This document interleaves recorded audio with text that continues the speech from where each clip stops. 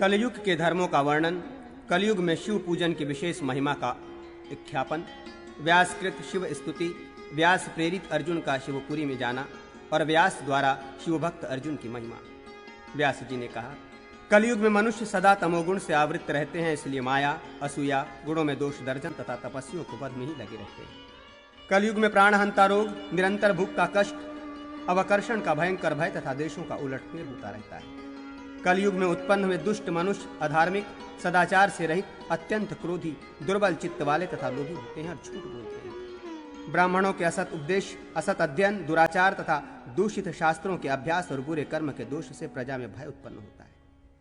द्विजाति लोग कलयुग में वेदों का अध्ययन नहीं करते और न यज्ञ ही करते हैं। अल्प बुद्धि वाले, यज्ञ करने की योग्यता से रहित लोग यज्ञ करते हैं और अन्याय पूर्वक वेदों को पढ़ते हैं।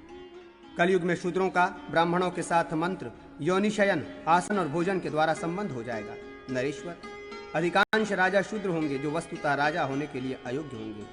वे ब्राह्मणों को पीड़ित करेंगे, भ्रूण हत्या और वीर हत्या प्रचलित हो जाएगी। कलयुग में द्विजाति लोग स्नान, होम, जप, दान, देवताओं का पूजन तथा अन्य शुभ कर्मों को भी नहीं करेंगे। कलयुग में महादेव शंकर, पुरुषोत्तम विष्णु, ब्राह्मणों, वेदों, धर्मशास्त्रों और पुराणों की लोग निंदा करते हैं।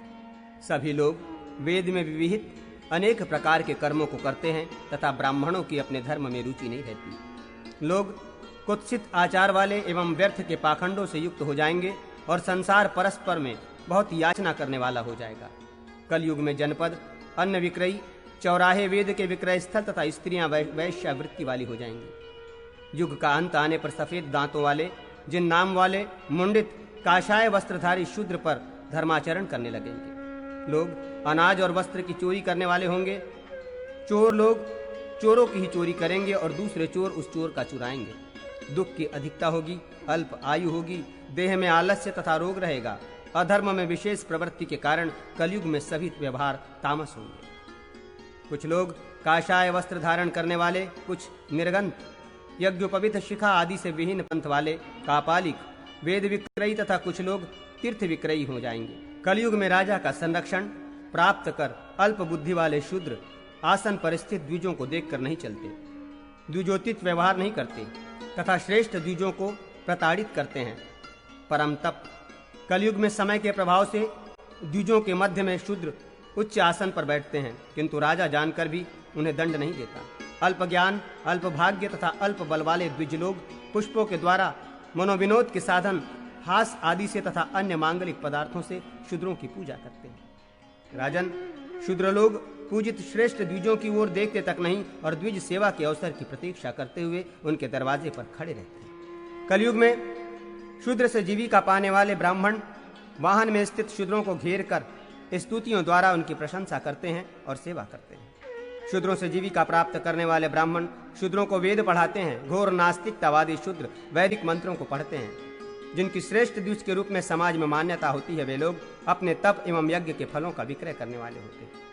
आलस्य का प्रतिष्ठा के लिए सैकड़ों एवं हजारों की संख्या में लोग सन्यासी हो जाएंगे। हे निष्पाप राजन, कलयुग में लोग पढ़े हुए को भूल जाते हैं, अध्ययन के फल के ज्ञान के लिए उत्सुक नहीं रहते, लौकिक गीतों से देवताओं की स्तुति करते हैं। कलयुग में ब्राह्मण तथा क्षत्रिय वाममार्गी, पाशुपताचारी तथा पांचरात्रिक हो जाएंगे। ज्ञान तथा कर्म का लोप हो जाने और लोगों के निष्क्रिय हो जाने पर कीड़े, चूहे तथा सर्प लोगों को कष्ट पहुंचाएंगे। प्राचीन काल में दक्ष प्रजापति के यज्ञ में दधीच के शाप से दग्ध हुए द्विज ब्राह्मणों के कुल में उत्पन्न होंगे। कलयुग के अंत समय में तमोगुण से व्याप्त मन वाले लोग महादेव की निंदा करेंगे और व्यर्थ के धर्माभासों का आचरण करेंगे तथा दूसरे महात्मा गौतम के शाप से दग्ध हुए लोग, वे सभी ब्राह्मण आदि अपनी अपनी जातियों में उत्पन्न होंगे। वेदों में निषिद्ध व्रत और आचरण का पालन करने वाले दुराचारी तथा व्यर्थ का श्रम, धर्म मोक्ष विरोधी अर्थमात्र साधन काम अथवा दुर्जनतावश लोगों को पीड़ा देने वाले काम करने वाले लोग ऋषिकेश, श्री विष्णु तथा ब्रह्मवादी ब्राह्मणों की निंदा करेंगे।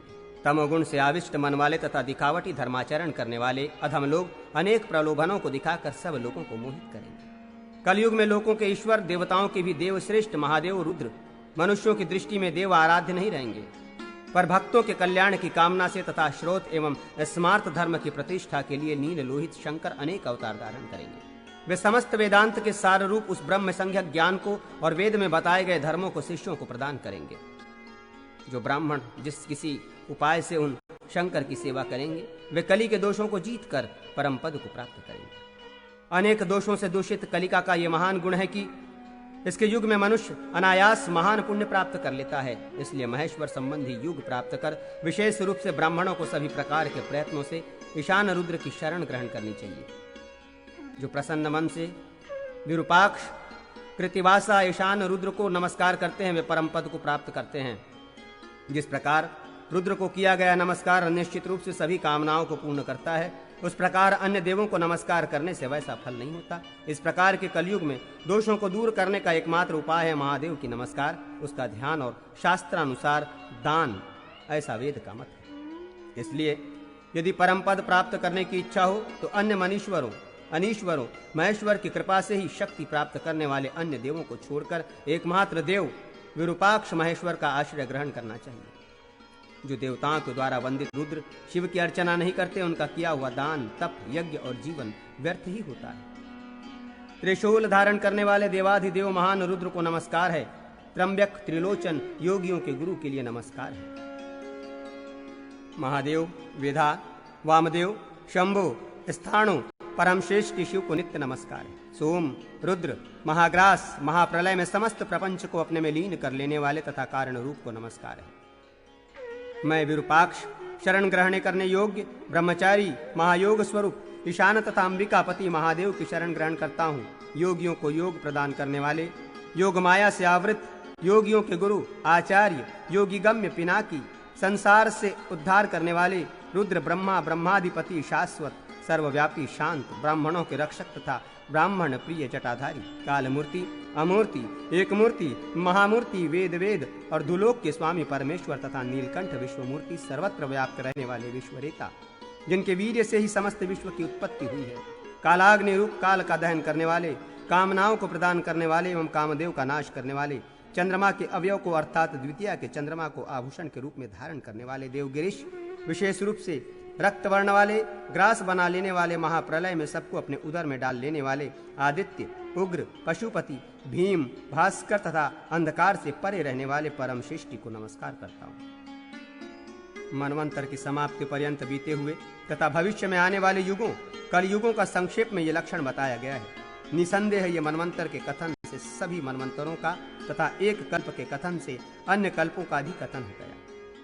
बीते हुए तथा आने वाले सभी मनवंतरों में समान नाम एवं रूप वाले सभी अधिष्ठाता, देवता, सप्तर्षि तथा इंद्र आदि होते हैं। भगवान व्यास के ऐसा कहने पर श्वेतवाहन किरीटधारी अर्जुन ने ईशान भगवान शंकर में निश्चल परम भक्ति धारण की। उन्होंने उन सर्वज्ञ, सब कुछ करने वाले, साक्षात विष्णु के रूप में अवस्थित प्रभु कृष्ण द्वैपायन ऋषि को नमस्कार किया।